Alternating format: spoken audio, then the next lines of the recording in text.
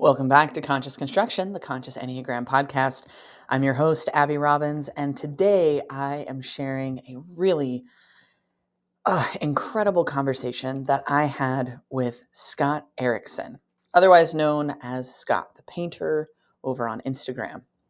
Scott Erickson is an artist, author, performance speaker, and creative curate who mixes autobiography, mythology, and aesthetics to create art and moments that speak to our deepest experiences.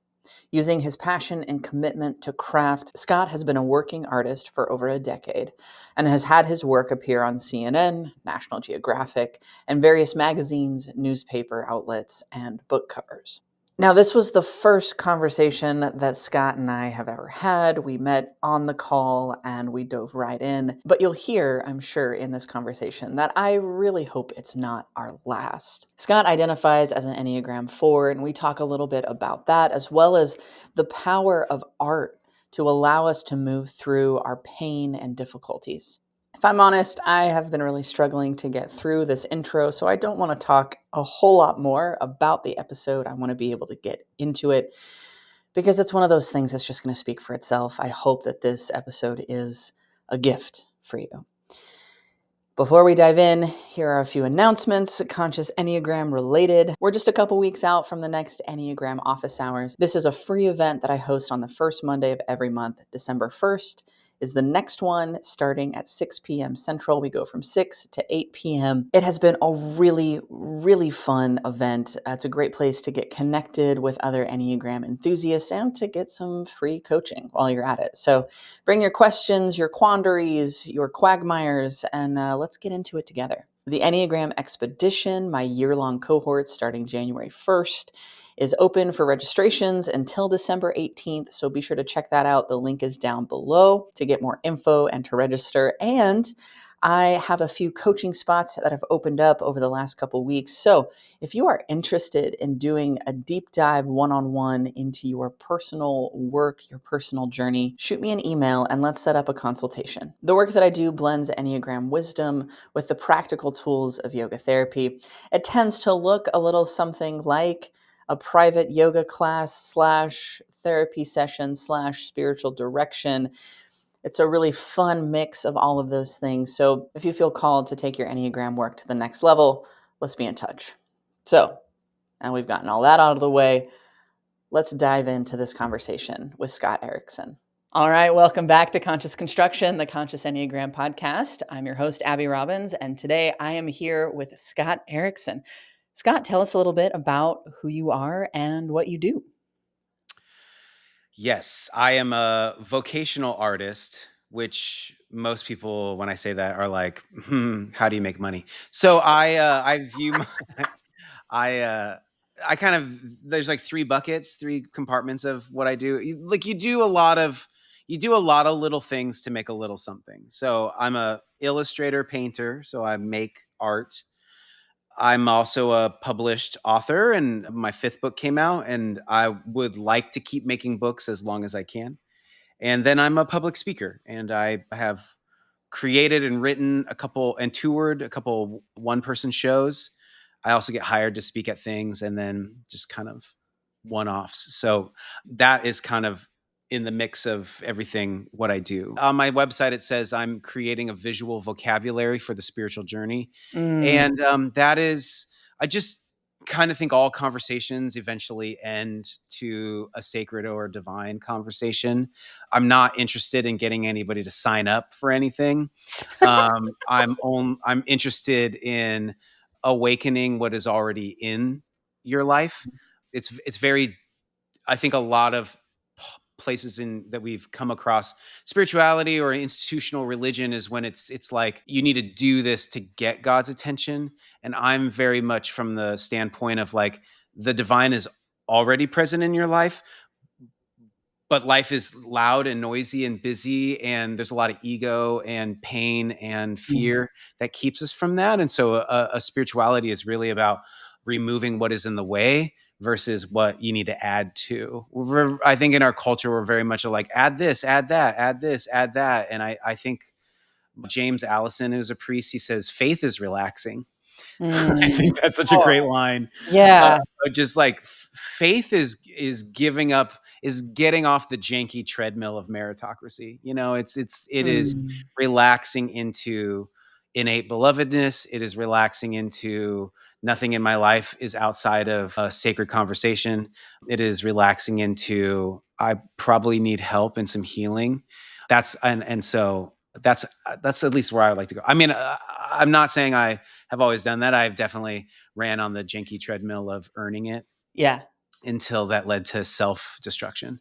Yeah. And so, Which is where it always leads, right? yeah, yeah, yeah. I mean, earning love through productivity is a very powerful engine, and it will get you up in the morning for a long time, but it Yeah. eventually leads to self-destruction, which I Yeah. went through. And so, but then had to, I'm still ambitious though. And so I still had to go, well, what's another engine that could be just as powerful, just as motivating? Mm. And for me, that is gift giving. And we could get into that if you wanted to. Yeah. But what Yeah. an intro. I gave you like 17 paths we could walk down. I love it. See, this is why I like to keep my questions open-ended. I can, like, pick and choose.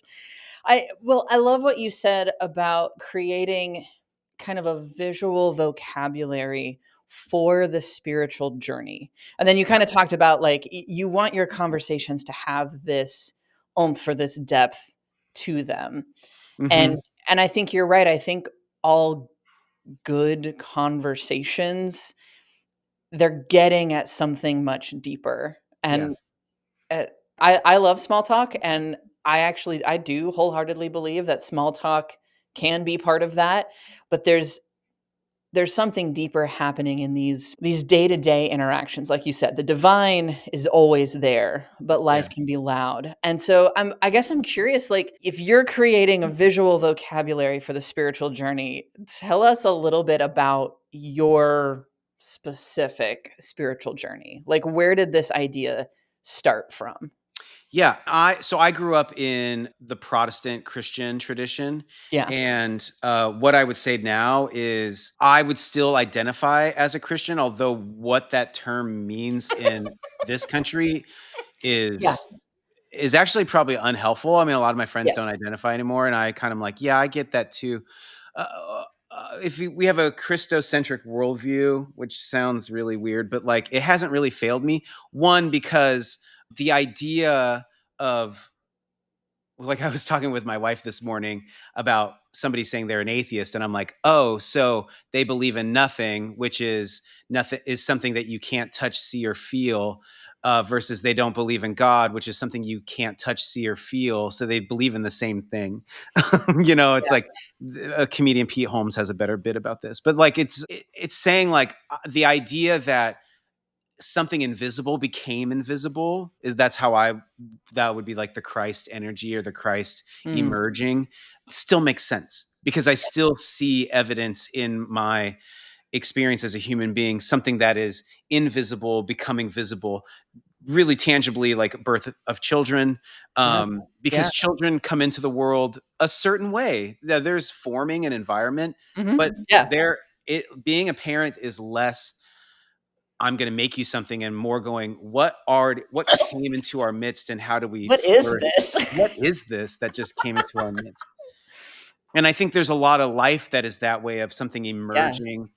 We can get really freaky into like non-human intelligences, but I'm an artist, meaning I am a haunted person. Every day Mm. things come to me and they're like, make me. And I'm like, I can't.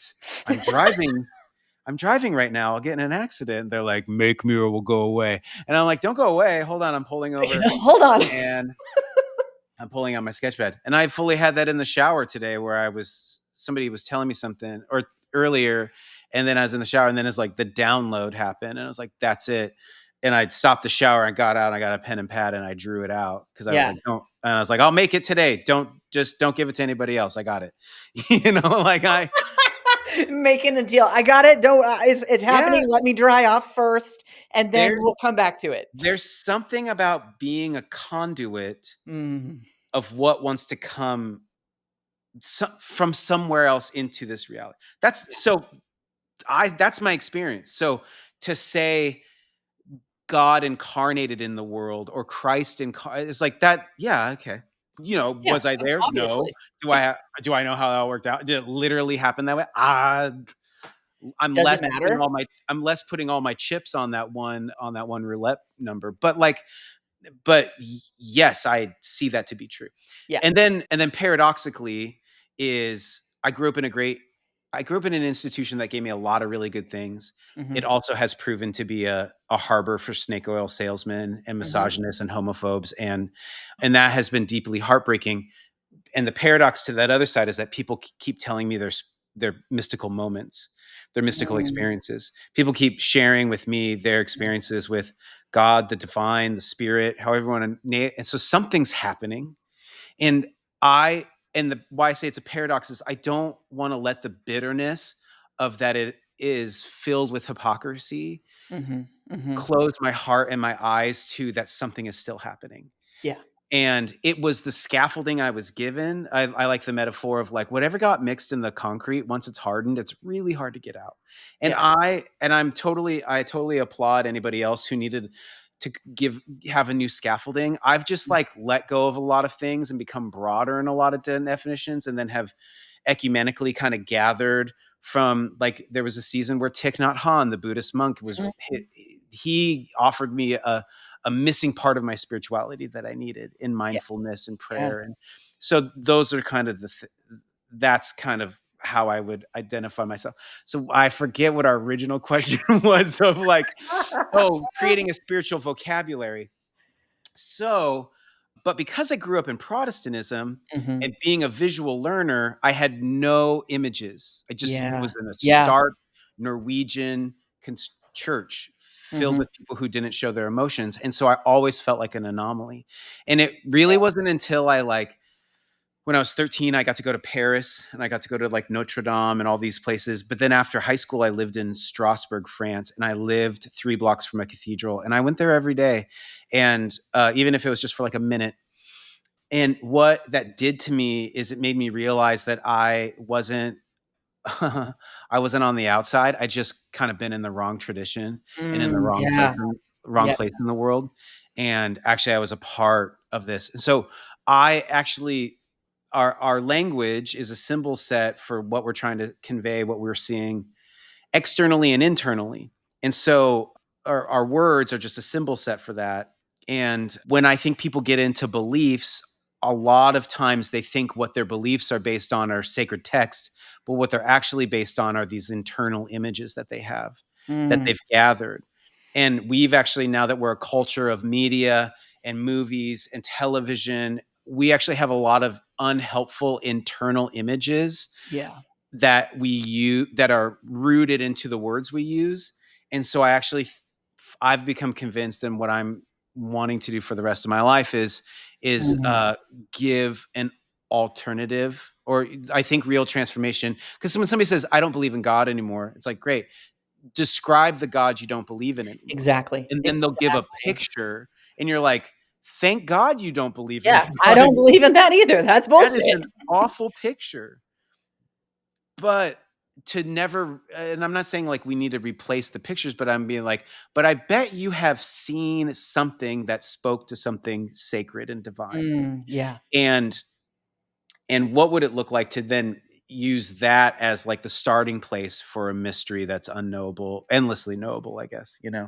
That's kind of, and so I just have, in my simple drawings and in my simple offerings in my work, have been trying to give that an alternative to that. Because I think there was also this like industry that took over, at least in Christianity, that is a lot of precious moments and kitsch stuff. And you know what Uh, I'm saying? You're yeah, like, I grew up and very even close you to go, the Precious Moments Museum, and so like, every Christmas, we'd go through their little light show, and oh man. yeah, and you're right, like, that was the visual vocabulary for so much of this entire, like, tradition of American Christianity, especially in, like, mid '80s to, like, the early aughts, like, Yeah. it was all pastel and little Oh angels yeah. with real big eyes, and like, your again, this visual vocabulary was like, Huh. Okay. Yeah. Or, Jesus, blue sash, golden hair, looks like he's from Norway. Like it Yeah. just kinda Mhm. I spent a lot of time getting really kind of breaking those images down, but I don't know what to replace them with. Yeah. And I think what has been really helpful is really, honoring myth and Mm. metaphor, because 'cause I'm less interested in, like, well, let's just make another Jesus, but he's brown skinned, which he most likely was, and or like that's not even interesting. I don't even want to Yeah. look at Jesus anymore. Like that's not Yeah. interesting to me, except for like what was it speaking to? What is the story inviting us Yeah. into? I don't think any of this stuff is interesting if it has nothing to say about what we're in now. So I think the only reason in every faith tradition we tell old stories is because they're letting us know that those stories are still happening today, Yeah. Absolutely. and that's where the invitation is at. So Yeah. yeah, I think Muhammad really got it right when he said, "Don't make any images of me at all." And yeah, I was like, "Oh, maybe we should have picked up on that one because something is translated in these images, mm-hmm, but a lot is left out." mm-hmm, And I think, like you said, you don't want to just take this picture down and put another one up. You want to get to something deeper and more expansive than that, right? The yeah, divine, any picture we have of the divine is fleeting. It's momentary. It's only going to last this long, and the divine's already onto something else. yeah, And yeah, that's kind of the beauty of it. yeah, But we have to be willing to continually expand. If what we believe in is infinite, then we must continually be expanding our hearts and minds to come into contact with that. yeah. Yeah, yeah, yeah. There's kind of like a trickster element to the whole thing, Mm, which meaning like there is no place that you can go like a mountain and then just point and be like, "There's God," and there's yeah, just like a big floating person that's like, "Hi, I knew you were gonna be here." There's not that. And even Jesus speaks to this where he's like, when I was hungry, you gave me something to eat. When I was thirsty, when I was a stranger, you welcomed me in. And they're like, we never saw you like this. And he's like, oh, when you do it to other people, you're doing it to yeah, me. So there's this like the world is the doorway to a deeper world, a bigger world. But yeah, there's no way to access that deeper spiritual world than through this one. And so it's always going to be never straight on. Exactly what you're saying. It's never going to be like something we can like, well, people try to. You yeah, you go to Jerusalem and there's like this crazy ass Church of the Holy Sepulchre built on the spot. And people are yeah, going in and putting their hands in the hole that the cross was, and it's just like, I get it. I think it's really important to have ceremony and ritual, but also like this isn't it either. That's yeah, already passed. yeah. Um, yeah. So, and I've had like, I have had a number of mystical experiences from like a trance I went to in a prayer time to standing in line at Disneyland Mhm. to recently I did a mushroom journey with a therapist that I worked very intentional for like a year. And I remember people said, was it worth it? And I was like, It's the wrong question. was it What do you worth mean? what did it wh- what it's not an ROI. It's Yeah. like, is it worth it to swim next to a whale? I don't know. What what did it do to you? What Yeah, changed about it? Like, that's yeah, more of like, was it worth it? I was like, is it worth I don't know. Is it worth standing on a cliff? I don't what it's like a different conversation. Anyways, there we go. yeah. Well, it really feels like it is such a breakdown of language, right? Like Mhm. my story is fairly similar. Like grew up, Protestant, evangelical, Southern Baptist, Yeah. very rigid and like these very small boxes that God was put in, Yeah. right? And then that I also had to be in. Yep. And just the breaking down of this like expansion and this like, I took everything down to the ground. I burned it down to the ground, scaffolding and all. And Mhm. and then and then some like plants grew out of that, I guess, like is the best Yeah. way I can describe it. It's like, I love that. the That's a great same picture. thing is there, right? The Uh-huh. same thing is there, but it's different and it's alive now. Yeah. Yeah. the same stories, the same, the same scripture, but it's different. It's alive.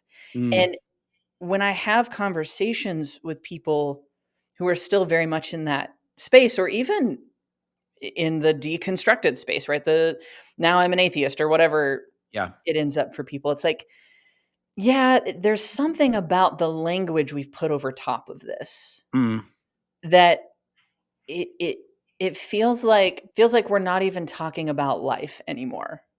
yeah. Because Yeah. when the divine when you're experiencing the divine as your life, then yeah, it's that question, what do you mean is it worth it? Yeah. Yeah, Like, yeah. worth what? To who? Like, Mhm.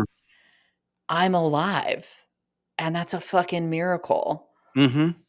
and we can have a conversation and connect, and that's a miracle. Like, what do you mean is it worth it? Like, Yeah. Yeah. yeah, it's a shift in language. Yeah. I also get real dark, because I'm an Yeah, Enneagram 4. Like, I didn't have a good weekend. I yeah, really didn't have a good weekend. I didn't actually like being alive, but I plowed through on stuff and was present. This is a conversation I've had for a very long time, and so I yeah. I have some very robust practices around it. But then Wednesday was my work day, and I went I just went downtown to Portland. I wrote some stuff. I went to the art museum. I texted a friend who could meet for lunch. Mm, He's a very successful coach, and so, eventually he's like, "What are you working on?" And then it's like free coaching. It's yeah. great. Uh, but I Yes. remember driving home and I was like, was today a success? Like I was like, Mm, did I spend my time wisely? And I was like, I enjoyed being alive today. That is really what I needed. mm, More than did I get all the things on my list done. yeah, Sometimes, those are the things where I always have a list of things to do. It's never ending. yeah. And I forget that life isn't about lists getting done. Mhm. It's about, I don't really have a hobby, but I think Yeah. I think my hobby is friendship. That's my hobby. I'll do like, there's not one thing I want to do by myself, but I'll do anything with everybody. So, I'm like, my hobby is just like enjoying what Mm, we're doing. That's my hobby. And yeah, so I try to find at least a part in the day. I just want to enjoy what I'm doing. yeah, That can be my hobby. Yeah. yeah. Well, and I think there's something really powerful about just, like, naming the darkness and the heaviness, Mhm. and being able to admit and to own that, like, I didn't wanna be alive today. Yeah. I didn't Yeah. I didn't want to do this. I didn't want to be here. I couldn't find the meaning Yeah. in it. Yeah.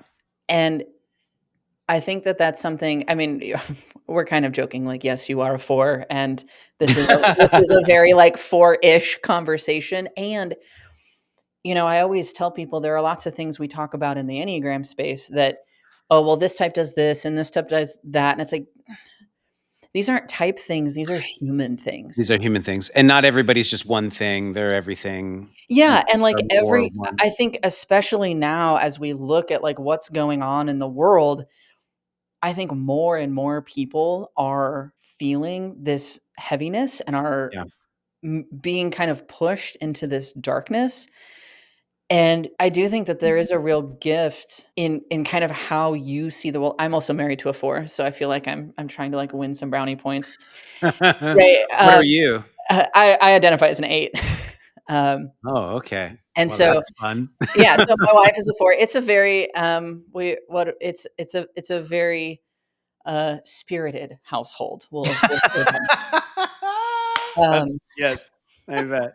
intense is a word that is often thrown around, Yeah, in yeah, yeah. discussions of our household, but I do think there's something really powerful and really beautiful about the fact that so many 4s do live in this space.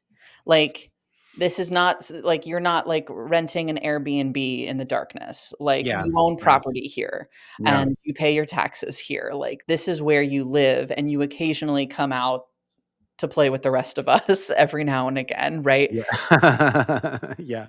But, like, so many of us, and, like, myself included, like, we don't always know how to live in the darkness. We don't know Yeah. what to do with it. We don't know how to be in this space. It's so far out from where we normally operate, and I think artists generally do a good job Yeah. of giving us handholds, but I Yeah. think on top of that, artists who are fours can articulate something darker, Yeah. heavier, harder, that both gives you a sense of, "Okay, I'm not alone here," but also, like, "Here's the lay of the land," Yeah, yeah, yeah. you know? I mean, not to segue into the book, but I it's a mean, good I segue. was kind of setting you up. You're I setting me up. wholeheartedly believe everything I just said, and I was like, My "Ooh, you're my we're Scottie gonna." Pippen to the Michael Jordan dunk. Yeah. You yeah, yeah, yeah. Well, so this book, In the Low, Honest Prayers for Dark Seasons, which is not my favorite subtitle, but you have to make Concession. compromises with the publisher. Can I ask what you would have made the subtitle? I would say a collection of contemplative words and images for the season of depression, because that's Mm, I that's how I mm, would describe it to not people who are like, I don't know if I have like I'm not part of a religion or something. yeah, Um, but all prayer, I mean, prayer is a lot. It can be a lot of things, but it is yeah, like it's just like a. So these are like images and words that we're using to get to like help us get to like a deeper place in us. But it's their publishers are thinking like SEO and looking yeah. up. It's like where art and commerce meet, and it's never quite awesome. But my co-author Justin, because we had done a couple books, but it had been a while since we had worked on a book, and he was like, "Do you have anything that you're working on?" And I was like, "Well, I notice we're both men who go through depression often, and I was like, I have a collection of like word and image prayers for when I'm depressed that Mm, I've just been like writing and collecting myself." And he goes, "Dude, I have the same thing." And when we started talking about it, it was like, yeah, so what is this thing that when we know we are going through, we call it like the low, just like the underground, the mm, underworld, you lose a lot of faculties of your ego, of hope, mhm, of knowing how things are working out or what this is. And yet you're still like, from all of our experience, even though like while you're in it, you kind of lose any sense that you're tethered to anything. When you come out of it, you're like, but what is this weird fruit that came out of this season of my yeah, life? How come I'm like way more empathetic, or mm, it fostered something? So I'm always wary to go like, God did this to you or whatever, because I'm like, I don't know, but like there's a necessary it's a necessary part of your transformation, of your evolution, of how you change, that the divine was working through. yeah, So, and then when we looked, we're like, there's very little companionship spiritually in this. There's more like bad religion and bad mental health is like, let's get you out of it yeah, like, versus like, let's fix it, like, fix "Here, it. don't be sad anymore," like, Yeah. "Jesus loves you." Yeah. I mean, I was with my therapist yesterday, and she was like, I just want to let you know, like, your book, she's like, I've been giving it to people. She's like, people who've gone through really hard traumatic things Mm, like their whole lives. And she's like, it's such a resource for them. Like, because yeah, it's not trying to solve anything. yeah, It doesn't go, let's get you better. It's more, it's always like you're in something, and that's true. And it's not gonna mhm, last forever, but you're in it. It's kind of like, from that, it really honors where people find themselves. And yet I would say it pulls the string of where you're tethered to something deeper, which is divine love, that you kind of have lost sight of, or you can't feel. yeah, And so it's trying to be that function like that I was doing, was like, I need poetry, music, art to help me through this. There's some kind of way that it becomes like a vehicle to carry me. It lets me know that I'm not the only person who's ever gone through this, that there are other people who, after they went through it, took the time to write it down and then gave me yeah, those kind of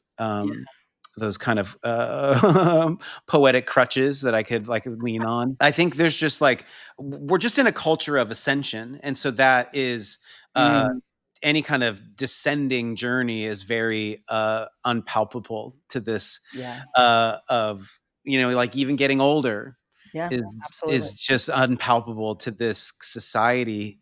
And so but I just think the artists are more, or they're committed to what is the process I'm in, and then how do I translate that through my medium.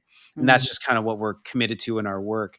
So this was really like, I was talking to an author today, and they didn't know where to start writing, and I was like, you're kind of always writing for yourself, and Yeah. and you can't know where the connecting place is going to be in somebody who's very different than you. Just Yeah. the rule is, we all know that what's most personal is most universal. So just trust that comforting yourself and comforting the personal is in a way going to find its own language for somebody else. But Mm. I Yeah. do think there's so many things that right now are just like falling apart, going away.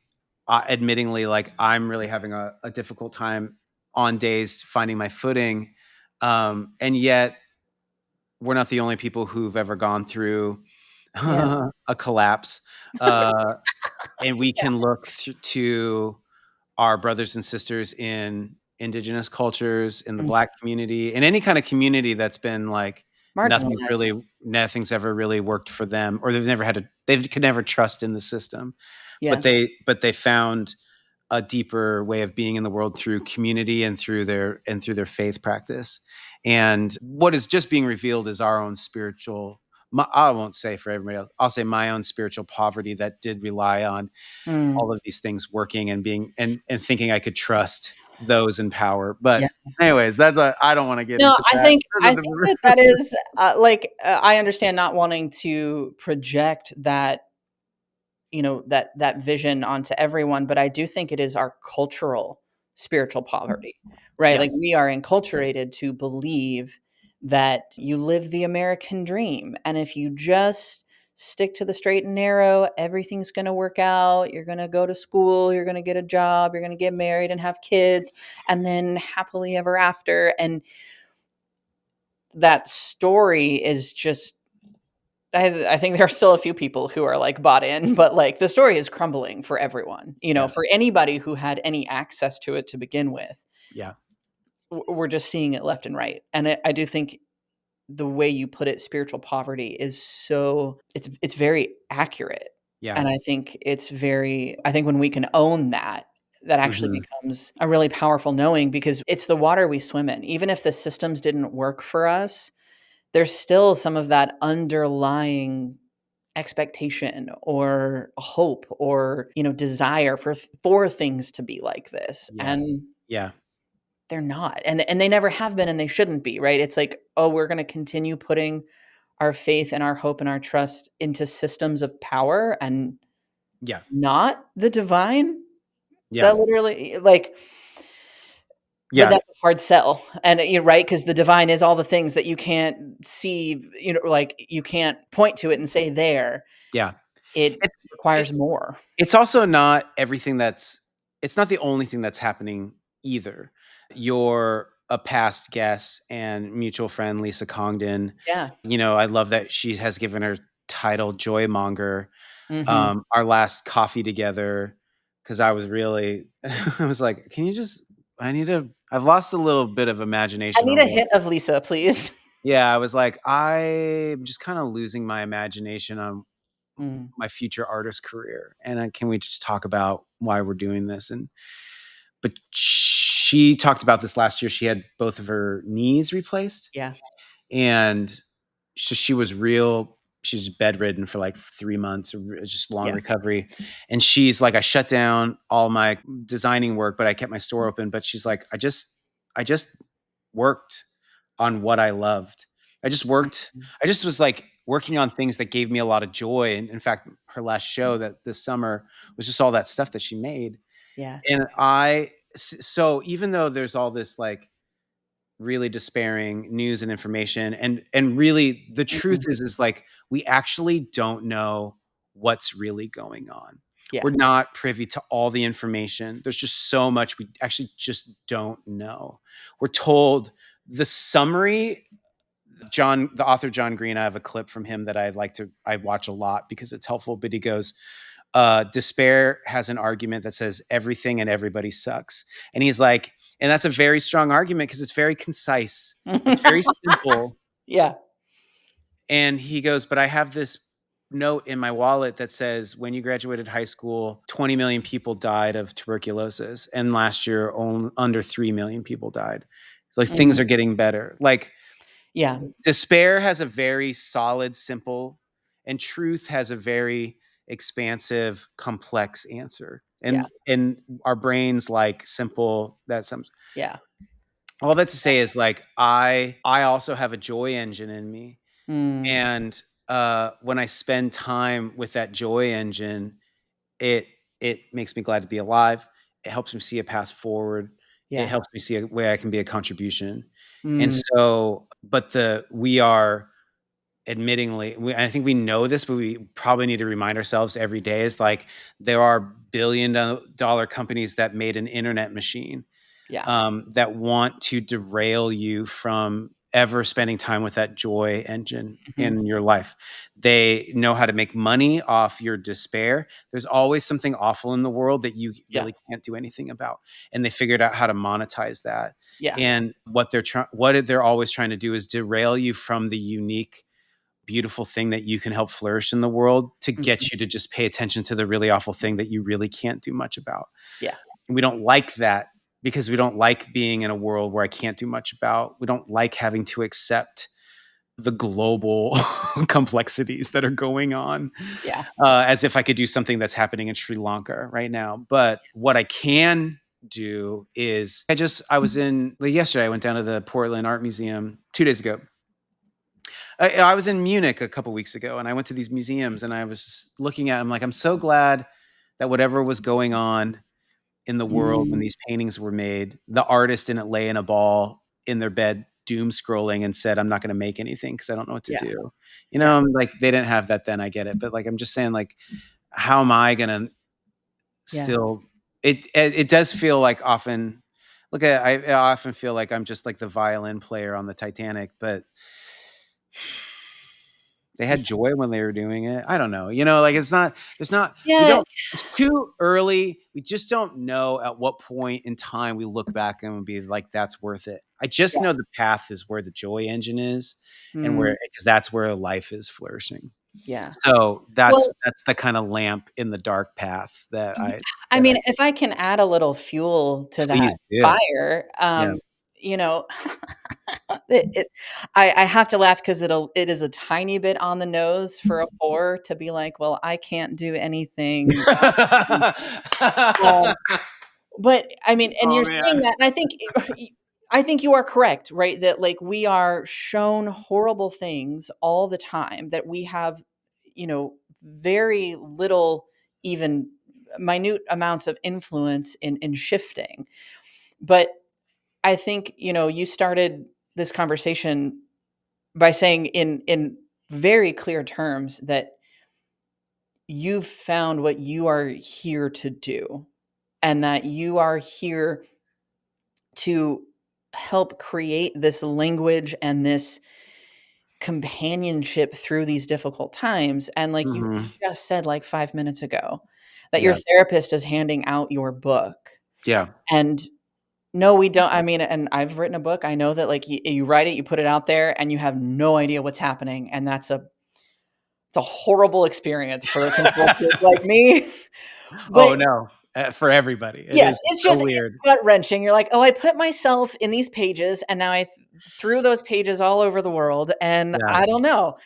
But it's having an impact, right? Like, when we're and it's Mhm. not that you're necessarily setting out to change the world, right? Mhm. But these, quote, unquote, "seemingly small actions" add up to the things that actually shift the tides, Mhm. right? Like, how many people are gonna pick up this book and feel not quite as lost in this low place?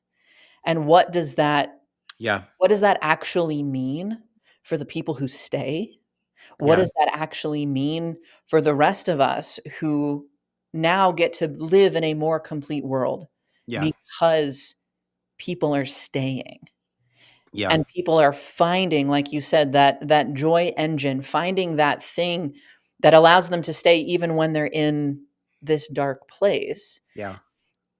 To me, I mean, I'm in my big deconstruction. I went hard on Eastern philosophy. I work as a yoga therapist, and Yeah. this idea of dharma really stands Mm. out to me, like this purpose Mhm. that you have, that it's like, and you even use the word like, okay, I'm going to show up, I'm going to be of service. Like, Mhm.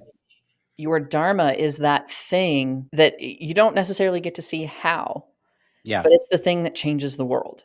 Mm. And it's, for so many of us, it's the only thing we have. Yeah.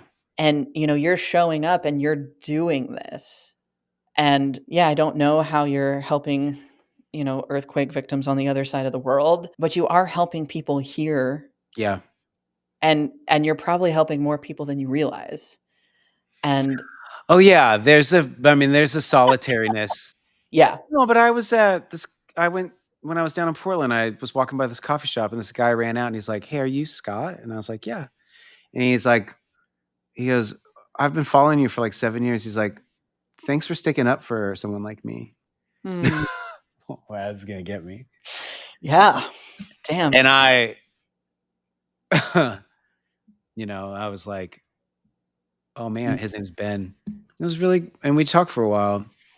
That's nothing like, I like to think of the Holy Spirit as holy surprise, where it's just like, you're not Mm. in charge of surprise. You're not in charge of that. It's not your job. And Yeah. so those little, like, offerings of gratitude back, they mean a lot. And they do actually happen, like, every week, which is really cool, which I'm really humbled and honored by. But, like, I said at the beginning was gift giving.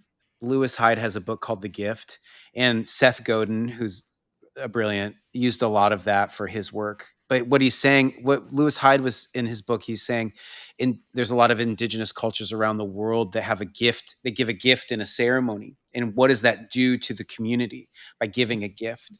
And then he kind of takes that and kind of leads it into, like, creative exercises. But um, I think we've all had the experience where we got something cool for Christmas, but when you gave something great for Christmas, it felt better, you know? Mm. Yeah. And when I was, like, trying to find the new engine, I was like, it feels really good to give a gift to somebody. Yeah. And there was a spot when I was, like, touring a lot. I was like, I'm less interested in waiting in airplane lines, waiting in car rental lines, traveling, sleeping in hotels, to just get up on stage and hear myself say a bunch of lines I've memorized. That's not interesting.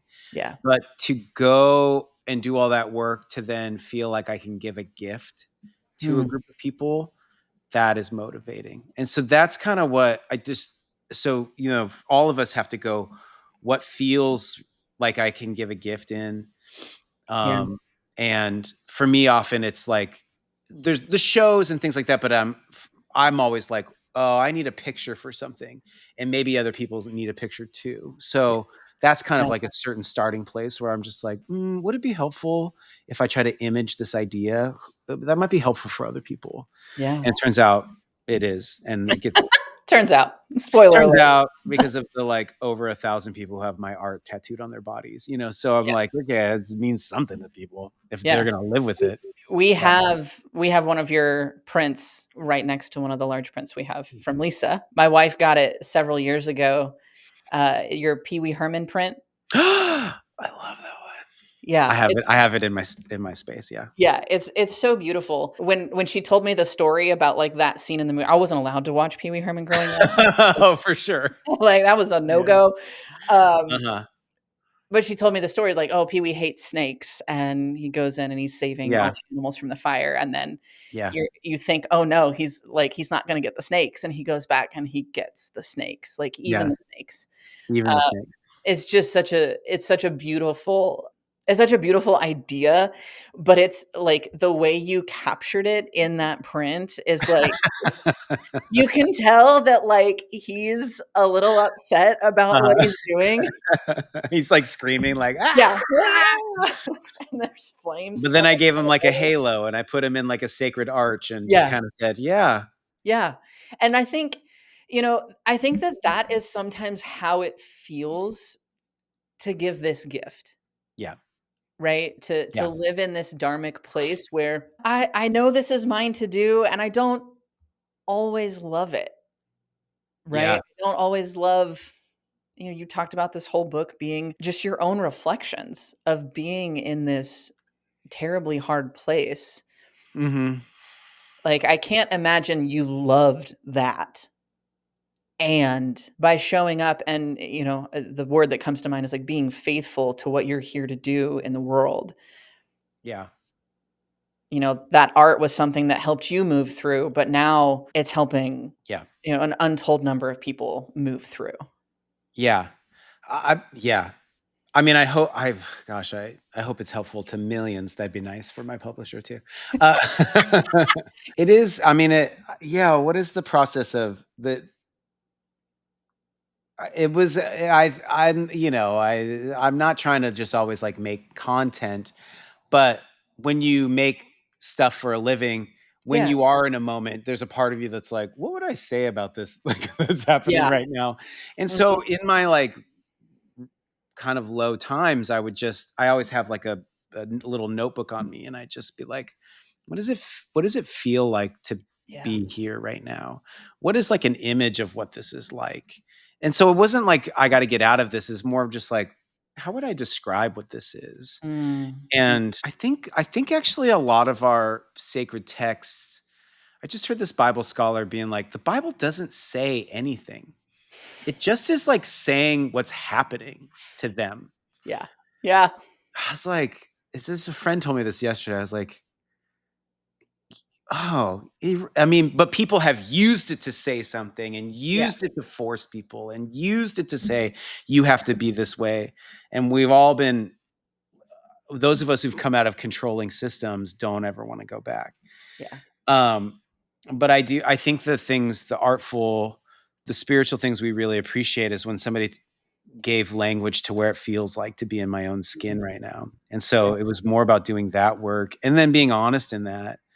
And Yeah. then kind of on maybe in a better place to go, but where am I trying to go with this and go like if can I read one? There's one that's coming Yeah, to please mind. do, please do. Um And for anybody who's listening to the audio only version, you can jump over to YouTube and oh see yeah, look at see that. the actual book and picture. Oh, well, keep talking, Abby, because I Okay. know where it is. Uh, Well, as you're looking this up, one of the things that I wanna touch on, yeah, that I think is really important, and you've kind of highlighted it in this really interesting way that, like, by being in this hard space and considering yourself an artist, yeah, you then had the position to say, "Well, how do I really feel about this? Can I describe this?"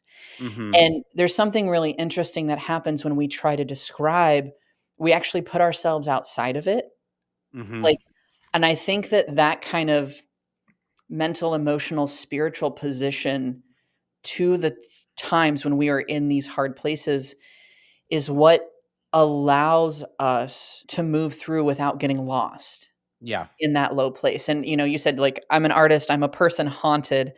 And I think that we're all artists. yeah, oh, yeah, And I think that, I mean, I don't think you don't have to be good, quote unquote. You don't have to make your living being an artist, but I think approaching your life as an artist is vitally important for living in this weird mixed up world yeah, that we find ourselves in. Jesus in the Gospel of Thomas says that if you bring forth what is inside you, what you bring forth will save you.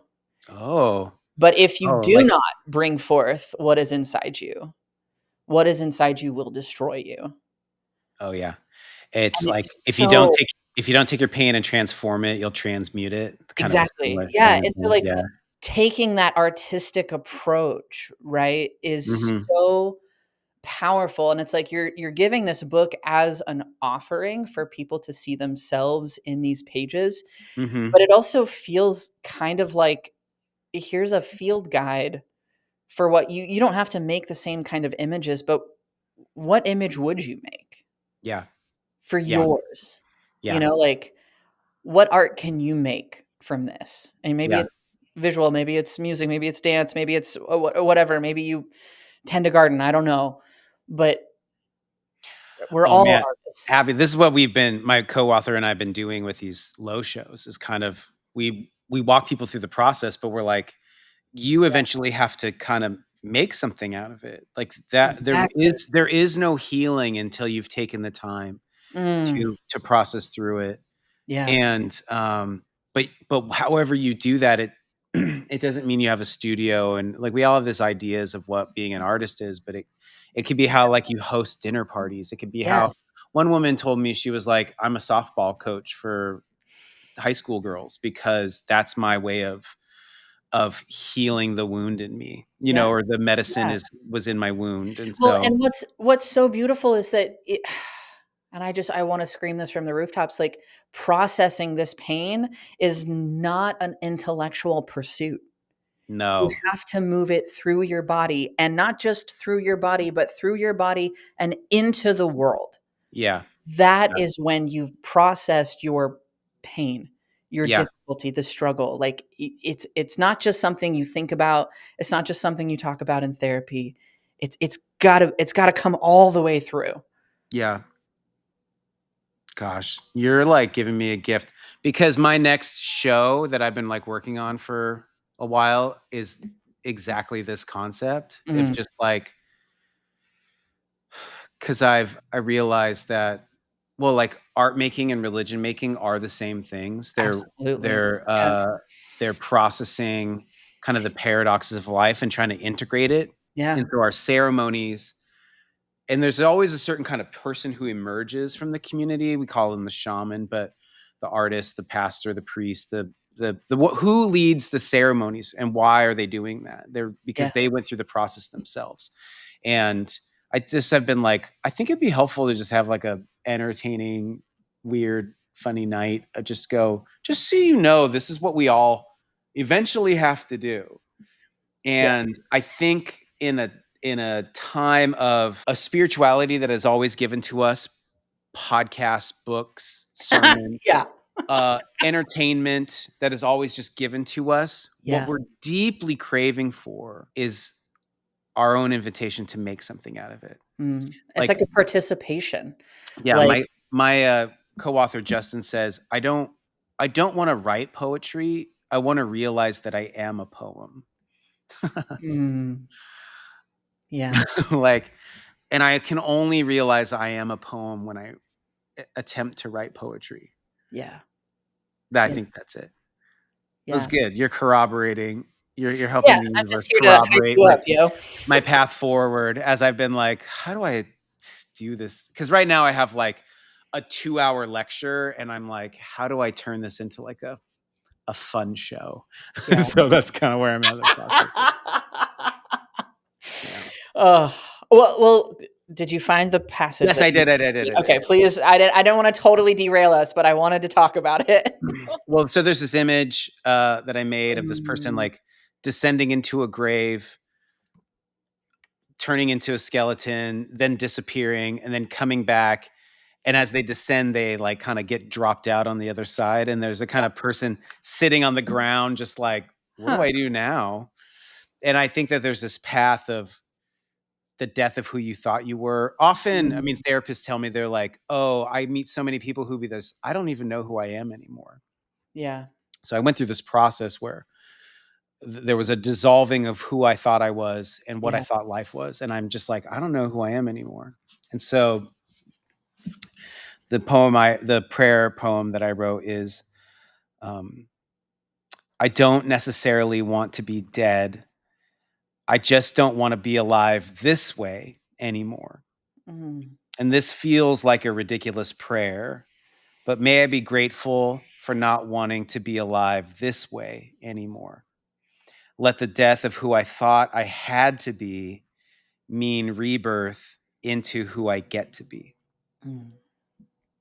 So in that, it's acknowledging, like, I don't, because I have had real bouts of suicidal ideation, and I do think it's deeper. It's more of like, I just don't want to be this way anymore. Yeah. Because what the changing your life and suicide all have the same thing, which is Yeah. like the imagination that I don't have to be stuck in this anymore. Yeah. And then we really just have to go, well, what is telling you have to be stuck in this? And then it's familial and culture and religion and all these kinds of other things. Yeah. There's And so always another way to the be. process of changing is the same as the process of committing suicide. It's exciting to have a plan. It's exciting to think things can be different. It's exciting to think you can be relieved of your pain. And so I think I'm trying to translate that into like, yeah, so just go, I just don't, it's okay to feel like you don't want to be alive. It's probably you don't want to be alive this way anymore. Yeah. Okay, so let this be the start of something new then. I Mm. don't I Yeah. Dr. Lisa Miller at Columbia University, who I wish I was friends with. You She's hear saying that, Dr. Miller? she's just like pain is the start of your spiritual awakening, Mm. you know. Oh, there was this great quote. God, I saw it scrolling, so I'm not gonna remember who said it, but Yeah. the only way for God to get into the hearts of man is to break them. Ooh. And I was Wow. just like, "Oh, yeah, yeah, okay." God damn Yeah. it. Yeah. But this I'm question gonna with rewrite that in a different way and then make it into a card that I can okay, sell. do it, do it. Take it and run. The this statement though, like, I just don't wanna be alive like this. I Mhm. think it's one, it's more accurate, Yeah. right? I think for anybody in that place, it is more accurate, right? It's more precise, it's more exacting, but it's also so much more expansive and Mhm. invitational, right? Yeah. That like, oh, it's not like, yeah, I don't want to be alive, but I don't want to be alive like this, Yeah. which means I might want to be alive some other way. Mhm. Like, Yeah. and there's always another way. There's always another way to be alive. Yeah. Yeah. Yeah. Yeah, and I think that there's lots of when somebody's like, "I don't wanna be alive this way," it's like, tell me you're, like, stuck at home watching Alaska Gold Rush on some cable show with shit advertising that's telling you you're not worth something unless you buy the stuff, and Yeah. it's like, what would happen if you were, like, outside walking by trees, you sat by a river for a little bit, you, like, got out of the city, you watched the geese migrate, you, like, took a Mm, deep breath, you just kinda turned off your phone, then you would all of a sudden, like, get in touch with something yeah. really, like, mystical and energetic in you and be like, "Well, this is what I wanna be tapped into." Just like that's where so much of, like, when I say it's like, it's not that you need to get God's attention, it's like there's it's getting everything that's in the way out of the way. That's the process of it. If I And can, I know you know this with your yoga, you're yeah. same thing. Well, I mean, if I can give you like a pithy quote, it's not that you get God's attention, it's that you give God attention. Nice, that's good. I like Right? that I just better. came up with that on the spot. I was like, "Oh, Scott, you gotta say it this way." Make some merch, Abby, make some merch. Yeah. Uh, yeah, right? It's there's more to it, right? And there Yeah, is yeah, and I mean, so much of the culture says that this is the only way. yeah. Yeah, yeah, yeah. And I think there is this, I think as the culture is shaking, there is this movement that says, "Hey, there are so many other ways to be." Yeah. Yeah, yeah, And you can find yours. You can yeah. Mhm, find the one where you feel alive. You can find the one that feels like a gift. mhm, mhm. And that's just yeah, I mean, I think that's so needed right Yeah, now. yeah. Yeah, I do Yeah. too. Okay, I guess we got something to do then. Yeah, I got here we go. Okay. Well, I mean, like, right on the 59-minute mark, Scott, very good timing. Um, tell my listeners a little bit about, how they can connect with you. Yeah, I'm most active on Instagram, although that is always kind of a weird shit show. So, I have a Why is that the answer everyone gives? well, because it used to be so fun, Yeah, and and now now it's it's just not. like It's weird. it is weird. Um, so I, like a lot of people, have a Substack now, Yes. which means I'll just I send my work through an email and it comes right to you, so you don't have to navigate any other way. And then I have this book in the low, which you can get anywhere, and you should, because it's Yeah, not about. I'm not depressed. I don't need this book. It's like, hey, everybody bumps up against grief, despair, yeah, anxiety, and what do you turn to when you're in that? Do you just yeah, doom scroll, eat a lot of pizza? Both are yeah, great, but I like the pizza part. But this is also really helpful as a spiritual companion through that. And yeah. then I will be coming around the nation again with something at some point. And Okay. so that definitely will come back to Austin, and that will be, I don't know when all that's going to come around, but It's just coming. follow along, Yeah, it's coming. because the in-person things are a lot of fun and really Yeah, meaningful. So awesome. Well, Scott, seriously, thank you so much for sharing just your approach, your wisdom, for sharing that piece from the book. Yeah, I'm very appreciative. Thank you. it was great. It was really fun to hang out. Yeah.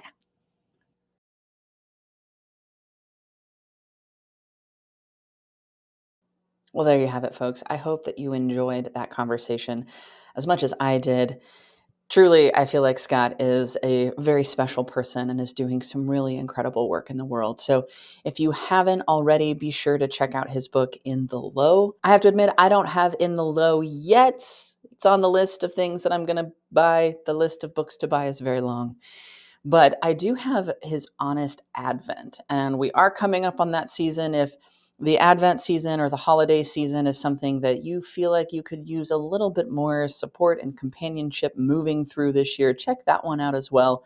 Highly recommend it. It's a very beautiful and poignant book that I'm sure you could find a lot of value in this time of year. If you love conscious construction, please leave a rating and a review in your podcast app. If you're listening or watching over on YouTube, don't forget to like, share, comment, subscribe, and hit the bell for notifications when the new episodes come out.